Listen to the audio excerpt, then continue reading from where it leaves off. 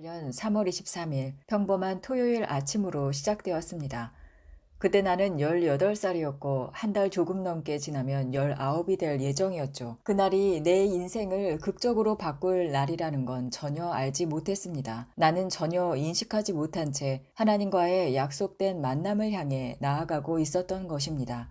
18살 또래의 대부분이 그렇듯 나 역시 이것저것 많은 일들로 정신이 분주했습니다. 대학교 1학년이었고 혼자 살아가는 자유를 즐기며 미래에 대해 막연히 궁금해하던 시기였습니다. 나는 삶의 운전석에 앉아 있지 않았고 그저 조수석에 앉아 이 여정이 어디로 이끄는지 바라보며 타고 있는 느낌이었습니다. 나는 아주 어릴 때부터 주님께서 내 인생에 계획을 가지고 계시다는 막연한 인식을 가지고 있었지만 그것이 구체적으로 무엇인지에 대해서는 전혀 알지 못했습니다. 기억나는 건 5살이나 6살 무렵 밤하늘을 보며 뒷마당에 누워 별을 바라보며 나는 이 광대한 세상 속에서 어떤 위치에 있는 걸까 하고 상상하던 장면입니다. 이런 생각을 자주 하다 보니 어머니가 걱정하실 정도였습니다. 도대체 왜 몇 시간씩이나 뒷마당에 누워있는 거니? 하고 물으셨죠. 나도 정확히 왜 그런지는 몰랐습니다. 그저 그 가능성들과 미래에 대한 상상에 빠져 있었던 것입니다. 하지만 나의 삶은 고등학교 졸업까지는 거의 계획대로 흘러가고 있었습니다. 졸업을 마치기 전까지는 다른 생각을 할 여유조차 없었죠. 주님께서 내 삶에 계획을 갖고 계시다는 것을 믿긴 했지만 그건 어딘가 먼 미래의 이야기로 여겨졌고 나는 별로 신경 쓰지 않았습니다. 그런데 고등학교 마지막 해인 1967년에 커리어 데이라는 프로그램이 열렸고 여러 사람들이 찾아와 우리에게 장래에 대해 이야기해 주었습니다. 그때부터 나는 하나님의 뜻이 무엇인지 진지하게 찾기 시작했습니다. 교회 사람들에게 하나님의 뜻을 어떻게 찾을 수 있나요? 하고 많이 물어봤지만 그들 역시 나보다 더 잘 아는 것 같지는 않았습니다. 대답은 되게 모호했고 결혼할 상대를 만났을 때 느낌이 올 거야 하는 식의 막연한 설명뿐이었습니다. 딱 맞는 사람을 만나면 알게 돼 라는 그런 식이었죠. 하지만 나는 그보다 더 분명한 무언가를 원했습니다. 그래서 고등학교 마지막 해에는 성경을 처음부터 끝까지 정독하기 시작했습니다. 분명 성경 어딘가에 내 질문에 대한 답이 있을 것이라고 믿었기 때문이죠. 또 나는 5권으로 구성된 매튜 헨리 주석을 구입해 읽었고 답을 찾기 위해 새벽까지 성경을 읽고 또 읽었습니다. 그러던 중 1967년 크리스마스 연휴 기간에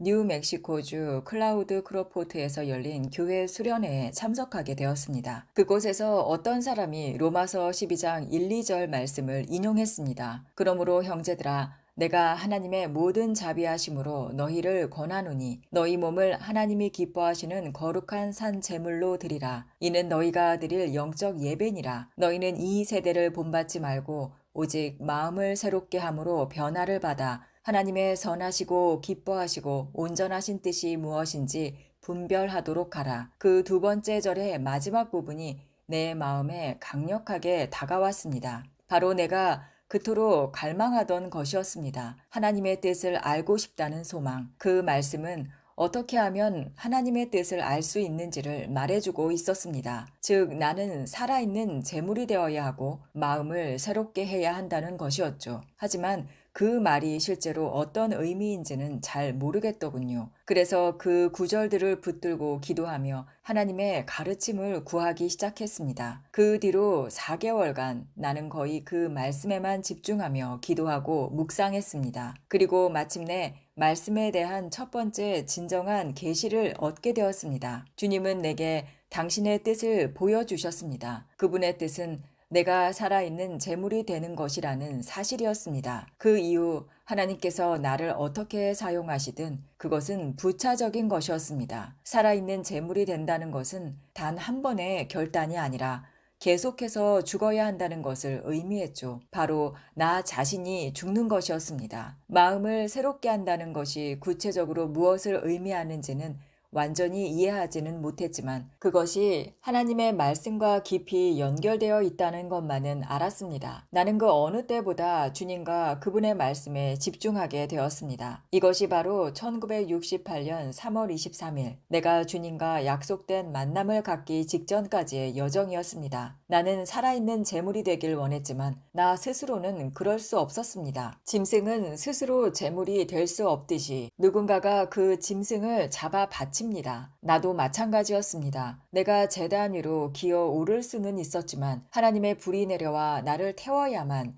진짜 제사가 되는 것이었습니다. 나는 바로 그 상태에 있었습니다. 주님의 도우심 없이는 할 수 없는 그 자리에서 주님께서 나를 붙들어 주시기를 기다리고 있었습니다. 나는 매우 종교적인 사람이었습니다. 어릴 적부터 줄곧 주님의 이야기를 들으며 자라왔고 알고 있는 만큼의 범위 안에서는 주님을 사랑하고 있었습니다. 내가 8살 때 어느 주일 다니던 침례교회에서 목사님이 지옥견학이라는 제목으로 설교를 하셨습니다. 그분은 아주 극적인 표현으로 상상 속의 지옥을 보여주셨습니다. 거기에는 도둑과 살인자뿐 아니라 겉으로는 선하게 보이지만 예수님이 아닌 자신의 의를 의지하고 살던 사람들도 지옥에 있다고 하셨습니다. 그 설교는 내 내면을 깊이 흔들었습니다. 나는 그저 착하게 살면 하나님께서 나를 받아주실 거라고 생각하고 있었습니다. 그런데 그 설교는 그렇게 착하게 사는 것만으로는 충분하지 않다고 말하고 있었던 것이죠. 나는 다시 태어나야 한다는 말을 처음 들었고 그게 대체 무슨 뜻이지? 라는 의문이 생겼습니다. 교회에서 돌아와 나는 아버지에게 그 말이 무슨 뜻이냐고 물었습니다. 아버지는 진정한 구원이 무엇인지 설명해 주셨고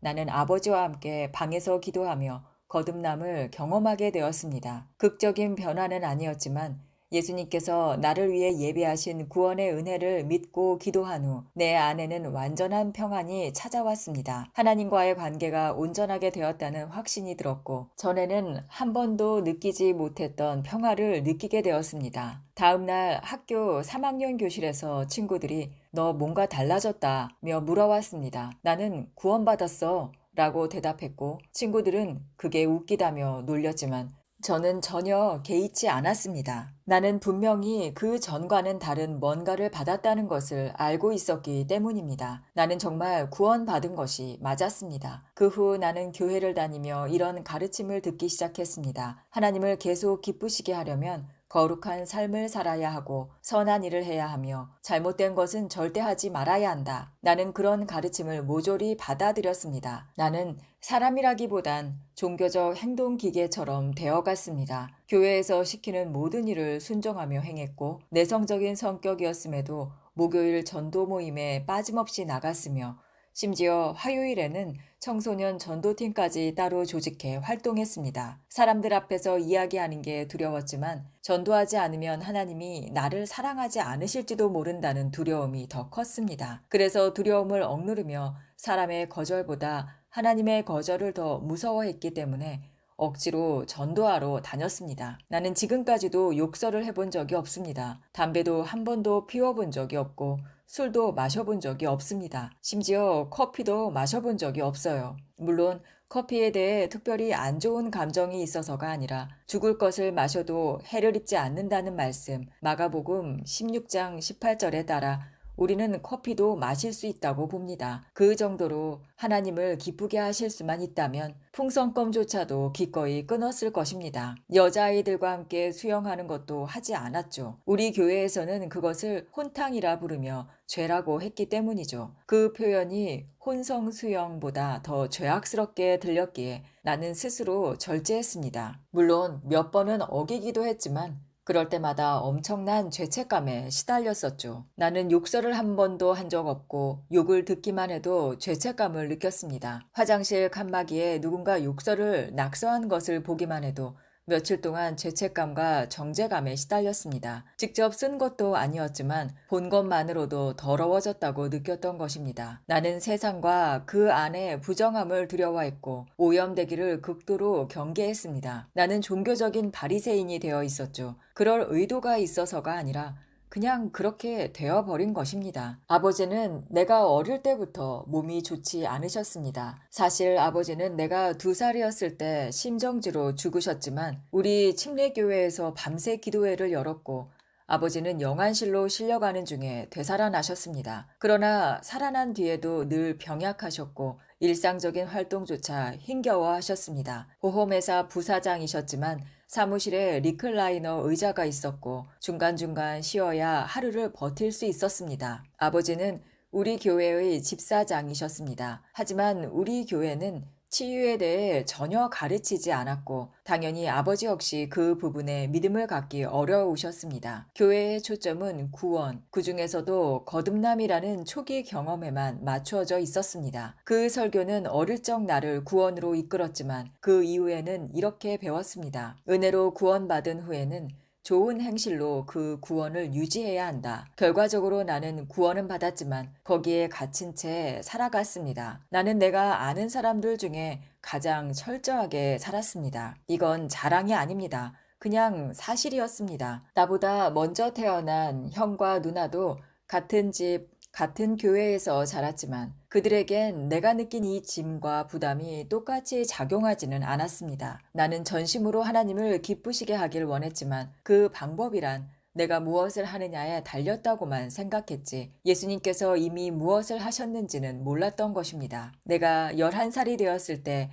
아버지의 병세는 악화되었고 병원에 몇 주 동안 입원하셨습니다. 어머니는 병실에 상주하셨고 형과 나는 교회에 다니는 연로한 부부 댁에 맡겨졌습니다. 누나는 그때 대학에 다니고 있었죠. 아버지는 산소 텐트 안에 계셨고 혹시 감기를 옮길까봐 병실에도 들어가지 못하게 했습니다. 나는 부모님 2분과 한 달 넘게 떨어져 지냈습니다. 아버지의 치유를 위해 금식하며 기도하기까지 했죠. 어떻게 기도해야 하는지는 몰랐지만 내가 있는 모든 것을 다 바쳐 기도했습니다. 하지만 아무런 소용이 없었습니다. 아버지는 내가 12살 생일을 맞은 지 3주 만에 돌아가셨습니다. 장례식 날 우리 교회는 600명 넘게 사람들로 가득 찼습니다. 사람들은 아버지가 얼마나 훌륭한 분이셨는지 이야기했습니다. 나는 그들이 말하는 그런 아버지를 잘 몰랐습니다. 하지만 자랑스러웠죠. 지금도 어떤 이들은 아버지를 자신이 아는 사람 중 가장 경건했던 분이라고 말하곤 하십니다.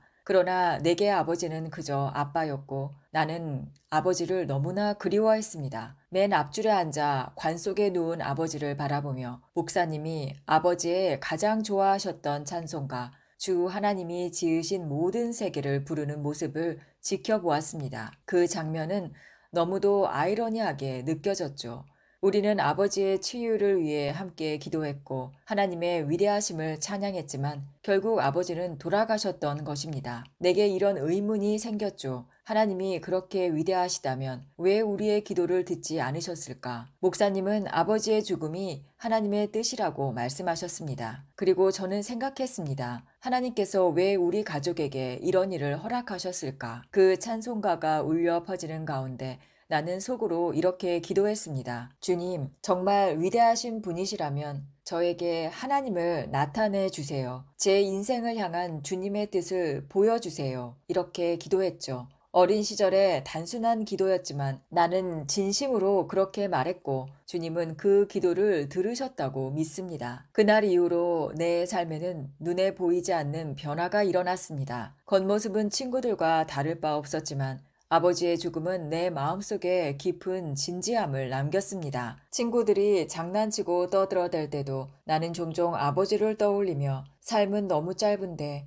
이렇게 허비해도 되는 걸까? 라고 생각하곤 했습니다. 나는 내 인생을 의미 있게 살고 싶었고 단지 재미있게 사는 것만으로는 충분하지 않았습니다. 그런 진지한 생각은 계속 내 안에 남아있었지만 고등학교 졸업까지는 인생이 어느 정도 정해진 길을 따라가고 있었기에 그 마음을 잠시 뒤로 미루고 있었습니다. 대학교 1학년이 되었을 때 나는 필수 과목들을 수강하며 시간을 보내고 있었고 여전히 하나님께서 내게 무엇을 원하시는지에 대한 분명한 방향은 없었습니다. 그러나 로마서 12장 말씀은 내 안에 불을 지폈고 나는 살아있는 재물이 되기를 간절히 소망하며 마음을 새롭게 하겠노라 결단했습니다. 나는 그 말씀이 의미하는 바가 무엇인지 더 깊이 알고 싶었고 하나님께서 내게 주신 계획과 목적을 발견하고자 열망했습니다. 하지만 그 언제 어디서 어떻게가 문제였죠. 그리고 마침내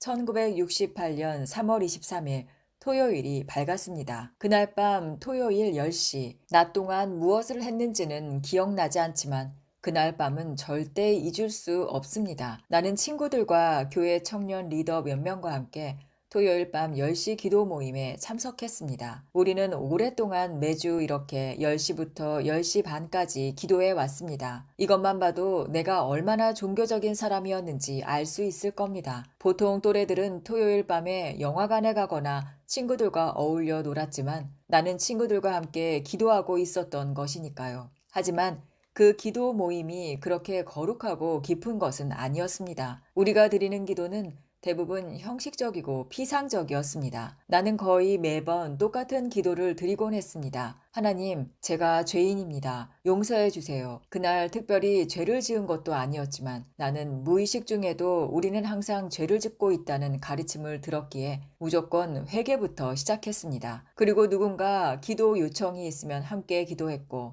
언제나 빠지지 않고 이렇게 기도했을 뿐이죠. 하나님, 부흥을 보내주세요. 내 기도는 대체로 3분 이내에 끝났습니다. 다른 사람들이 하는 걸 보고 배운 그대로 따라한 것이고 하나님과의 실제적인 대화라기보다는 주변 사람들을 의식한 공개적인 기도에 가까웠습니다. 사실 나는 기도를 하나님께 드린다기보다는 내가 얼마나 영적인 사람처럼 보일지를 더 걱정하고 있었습니다. 그날 밤 나는 친구들과 농담을 주고받고 있었습니다. 그때 청년부 리더였던 마리온 워렌 형제가 갑자기 바닥에 엎드려 울부짖으며 기도를 시작했습니다. 우리 모두 무릎을 꿇고 그를 따라 기도하기 시작했죠. 마리오는 우리와는 완전히 다르게 기도했습니다. 그는 하나님과 실제로 대화를 나누고 있었습니다. 기도 중간에 멈추어 하나님의 응답에 귀를 기울이기도 했고 그에 따라 반응하며 말했습니다. 그의 기도는 독백이 아니라 진짜 인격적인 교제였습니다. 나는 마리온의 기도를 듣는 것을 늘 좋아했습니다. 심지어 영감을 받기도 했죠. 하지만 그보다 먼저 기도하지 않으면 내가 할 말이 사라진다는 두려움이 있어 항상 먼저 기도하려고 애썼습니다. 마리오는 한 번 기도하면 20분 이상 이어지곤 했고 그가 다 끝내고 나면 내가 할 말은 아무것도 남지 않았습니다. 그날도 마찬가지였습니다. 그가 기도를 시작하자 나는 속으로 생각했습니다. 이제 어쩌지? 내가 이 다음에 기도하면 아무 말도 못할 텐데 다들 내가 얼마나 엉망인지 알게 될 거야. 마리오는 왜 이렇게 무례하게 먼저 기도를 시작해버린 거지? 바로 그 순간 하나님께서 나를 찾아오셨습니다.